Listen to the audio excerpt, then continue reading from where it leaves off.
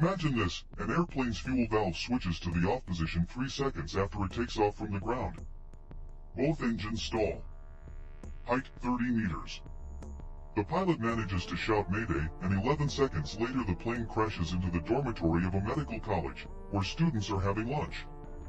This is not a flight simulator script. This is what happened exactly a year ago, on June 12, 2025, with Air India Flight 171. And we still don't know the main thing, who or what turned on those taps. Today's issue features the anniversary of the worst plane crash of the decade, a chronicle of Boeing's recovery, the battle for the skies between two aviation giants, and something important about the plane you may be flying on right now. This is Aviation News. Let's go. A year ago, when I, your virtual presenter, would have told you this story for the first time, it was still just a disaster. Today it has become something more, a symbol of how the airline industry deals with secrets it won't let go. So, the facts. June 12, 2025, Ahmedabad Airport, India. An Air India Boeing 787-8 Dreamliner flies to London Gatwick. There are 230 passengers and 12 crew members on board. The plane is 12 years old, it is in full technical order, the crew underwent scheduled retraining literally in May. At 13:38 local time the plane accelerates along the runway. Breakaway.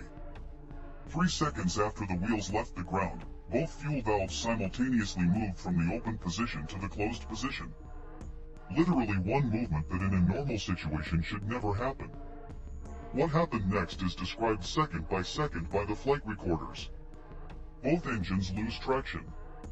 The emergency power system, the ram air turbine, deploys automatically. One engine starts to restart. The second one is not. The pilot gets in touch, Mayday, Mayday, Mayday. He no longer hears an answer from the ground.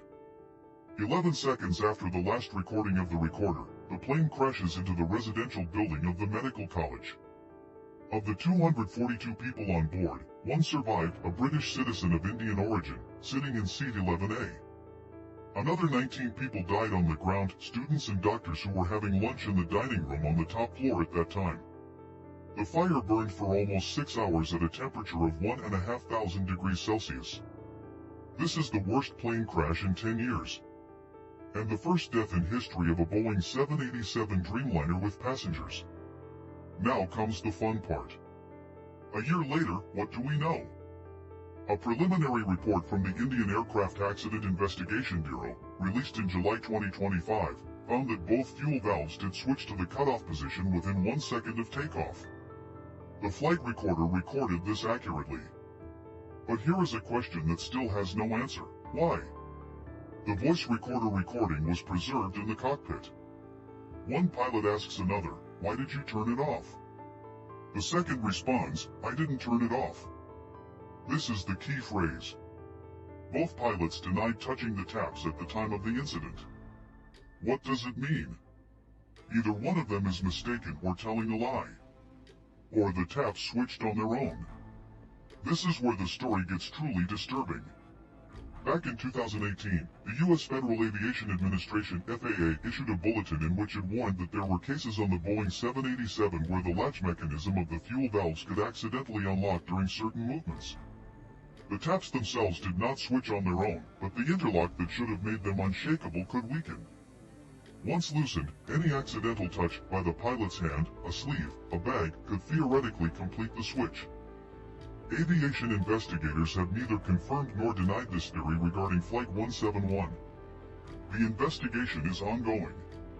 On June 12, 2026, exactly on the anniversary of the disaster, the Indian Bureau issued an interim statement. The investigation was progressing, but the final report was still a long time coming. No specific dates were given. Why is this important not only for Air India? Because the Boeing 787 is one of the most common long-haul aircraft in the world. More than 1,000 aircraft in operation. Following the crash, regulators in India required fuel taps on all 787 Indian airlines to be inspected. Similar checks were carried out by Lufthansa, Singapore Airlines, and Japan Airlines. In all cases, no violations were found. But the very fact that checks were required speaks volumes.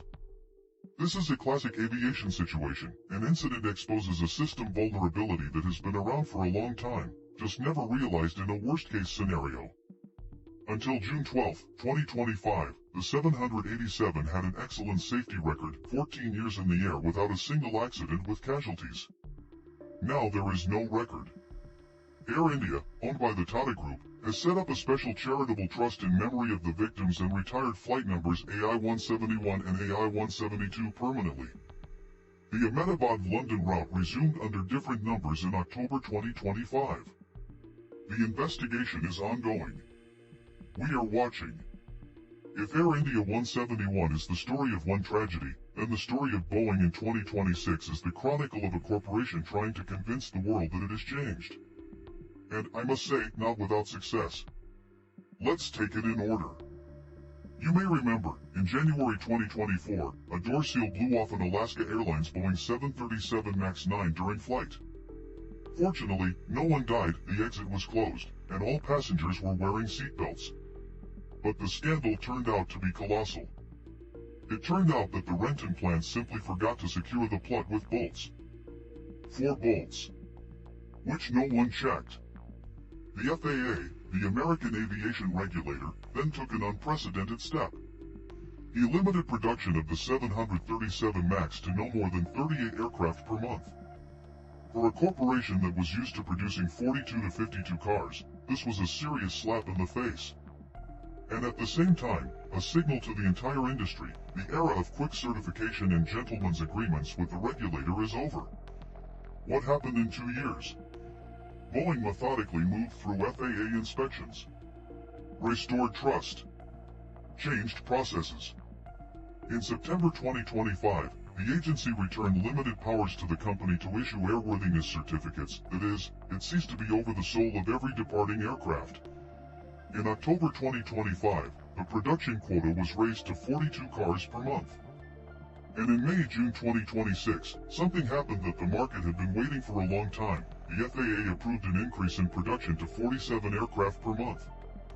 And perhaps even more importantly, FAA Administrator Brian Bedford has publicly stated that the agency sees no obstacle to certifying the 737 MAX 7 this summer and the MAX 10 before the end of the year. These are big words. Because the MAX 7 and MAX 10 have been stuck in certification purgatory since 2019. That is 7 years. These are 2 variants of the same aircraft that exist, are flying in tests, have thousands of orders, but do not yet officially exist for commercial airlines. Why so long? Technical reason, both cars had a problem with the engine anti-icing system.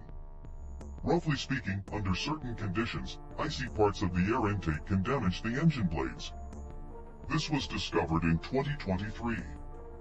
Boeing spent almost 3 years developing and testing the new solution. Now Boeing CEO Kelly Ortberg says that 80% of flight testing is over, all the necessary approvals from the FAA have been received, and he is reasonably confident that there will be no surprises. The FAA, for its part, confirms, we do not see anything that could interfere with certification. Southwest Airlines, the launch customer for the MAX 7, expects first deliveries in the first quarter of 2027. Ryanair, with 150 firm orders for the MAX 10, expects to begin receiving cars in the spring of 2027. United Airlines, the largest customer of the MAX 10, is similar. Now let's talk about the numbers, because they will tell you more than any press release. As of May 2026, Boeing has delivered 2,318 737 MAX aircraft to customers since the program began. There are another 4,788 cars in the waiting list. That's more than 10 years of production at current rates. For comparison, Airbus with the A320neo family has a comparable in scale, and in some places a larger order portfolio. The total backlog of the 2 aircraft giants Airbus and Boeing together now exceeds 11 years of production. If you order a plane today, you will receive it around 2037. This is not a metaphor, this is a real market. What does this mean in practice? Airlines looking to renew their fleet are literally competing for slots in the queue. Leasing companies that have ready space in the production plan become a strategic resource. Rental rates for popular types, especially the A321neo, are rising. Boeing is still unprofitable. The company's chief financial officer at the beginning of 2026 moved the forecast for a return to profitability from 2026 to 2027. The reason is the cost of acquiring Spirit Aerosystems, a key supplier that Boeing actually brought back under its wing to control quality. The Boeing paradox of 2026, huge demand, a full queue of orders, and at the same time losses. Because the main cost now is not production, but proof that production is going correctly. The Everett plant is a different story. On July 6, 2026, Boeing launches its fourth 737 MAX production line there, the first ever not located in Renton. This is a fundamental decision. The company is physically expanding capacity, betting that the order queue is real and certifications will be received on time. By 2027, the plan is to reach 52 aircraft per month, and the long-term goal is 63 aircraft. The big question that will hang in the air for several years, has Boeing changed culturally, or just procedurally? The industry is watching. While Boeing was recovering, Airbus was quietly, but very confidently, harvesting. At the Le Bourget Air Show in June 2025, this became abundantly clear.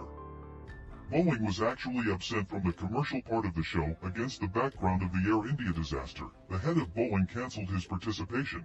The company did not announce new orders.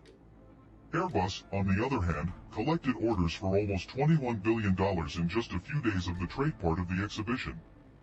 Only the largest transactions, Vietnamese Vietjet signed a memorandum for 150 A321neo aircraft, Saudi Riyadh Air ordered 25 wide-body A350-1000, Polish Lot 40 A220 aircraft with options for another 44. Notable, LOT became the first Polish airline in history to purchase an Airbus aircraft.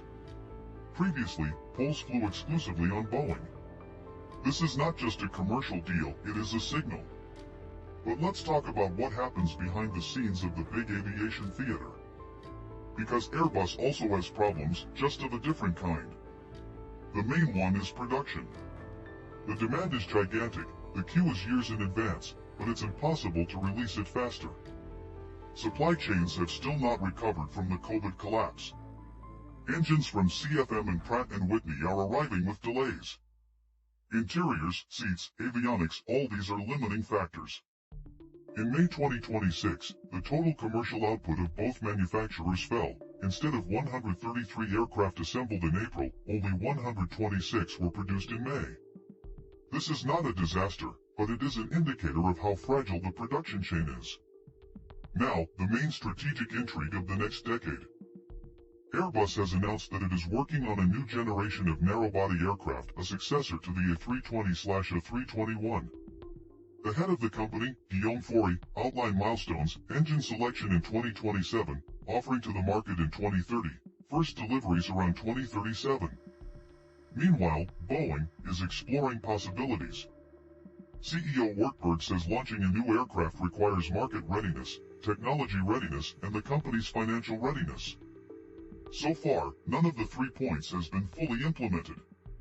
This means that the next decade in civil aviation will be marked by improved versions of existing platforms, rather than revolutionary new products. One interesting candidate for revolution is the Jet Zero project.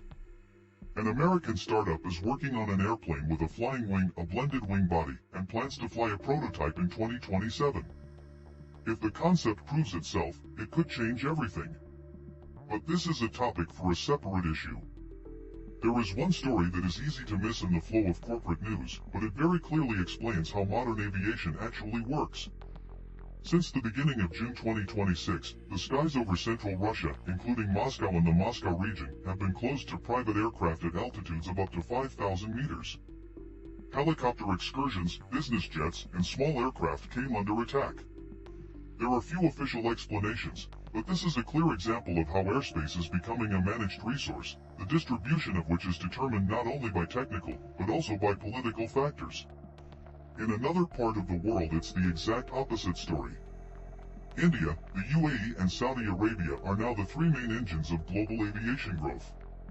Their total order portfolio exceeds 3,000 aircraft, more than twice the total operating fleet of these 3 countries. They are not just buying planes, they are building a new aviation geography. Riyadh Air, an airline that is not yet 3 years old, has already ordered dozens of wide-body long-haul aircraft. This is a conscious bet. Saudi Arabia wants to become a new aviation hub between Europe and Asia, drawing some traffic away from Dubai and Doha. This is not just business. This is geopolitics expressed in air orders. Another topic worth keeping in mind, unmanned aircraft.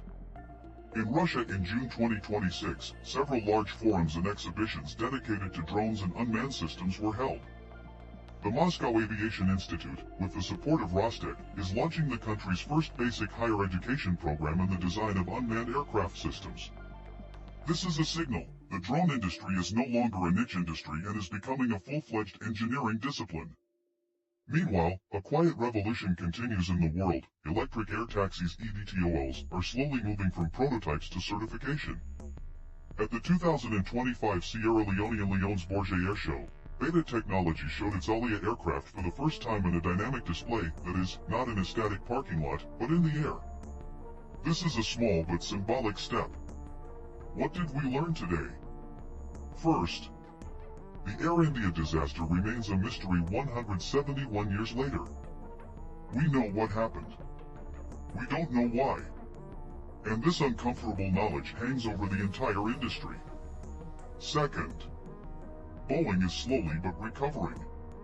MAX 7 and MAX 10 certification is closer than ever. But trust is restored over the years, not through press releases. Third, Airbus wins the order race, but the production ceiling has not gone away. Demand exceeds supply for at least 10 years. Fourth, the world of aviation is changing faster than it seems. New markets, new players, new technologies.